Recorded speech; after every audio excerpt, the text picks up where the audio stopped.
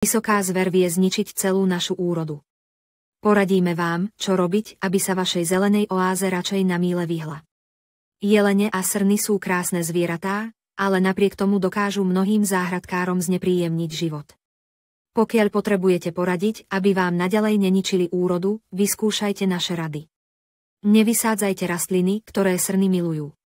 Srny obľubujú niektoré plodiny z vašej záhradky, ktoré ich priam lákajú.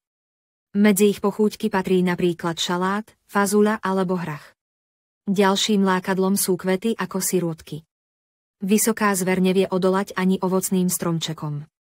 Dobrou radou je, ktorá platí hlavne počas zimy, nedávať opadané jablká na hnojisko vo vašej záhrade. Toto poslúži doslova ako návnada pre srny a jelene, ktoré v snahe dostať sa za potravou často zničia i ploty. Rastliny vysate blízko vášho obydlia. Ak napriek tomu chcete na svojom pozemku pestovať šaláty či iné pochúťky laní, vysate ich čo najbližšie k vášmu domu. Vysate voňavé bylinky. Jeleň má veľmi citlivý nos. Takže ak ho chcete držať preč od pestovaných plodín, vysate v blízkosti zeleniny rastliny, ktoré mu nevoňajú. Môžete to dosiahnuť pestovaním napríklad cesnaku, levandule alebo pažítky. Okrem repelentného účinku na srny z týchto rastlín budete mať aj iný úžitok. Nahrate lákadlá pre srny podobnými rastlinami. Skúste napríklad sirotky nahradiť tulipánmi alebo narcismi, rúže s menším počtom teňov nahrate odrodou, ktorá ich má naopak viac. Okolo záhrady umiestnite živý plod.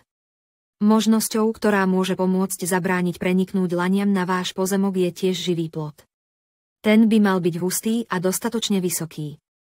Ak sa poistíte ešte pletivom alebo inou pevnou ohradou, budú to mať tieto milé zvieratá naozaj sťažené. Dobrou voľbou pre živé kríky je krušpán. Nekrmte vtáky. Aj keď zvieratkám treba najmä počas zimy pomáhať, neumiestňujte krmidlo na svoju záhradu. Práve ono totiž predstavuje lákadlo pre vysokú zver, takže okrem vtákov budete mať na pozemku aj srny.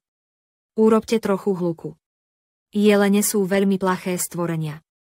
Nemajú radi zvuky, najmä tie, ktoré sú pre nich neznáme. Takže ak máte problém s vysokou zverou, urobte si strašiaka, ktorý ich odplaší. Nápadov existuje veľmi veľa. Napríklad zo starých plechoviek, fliaš a podobne. Použite na záhrade svetelné senzory.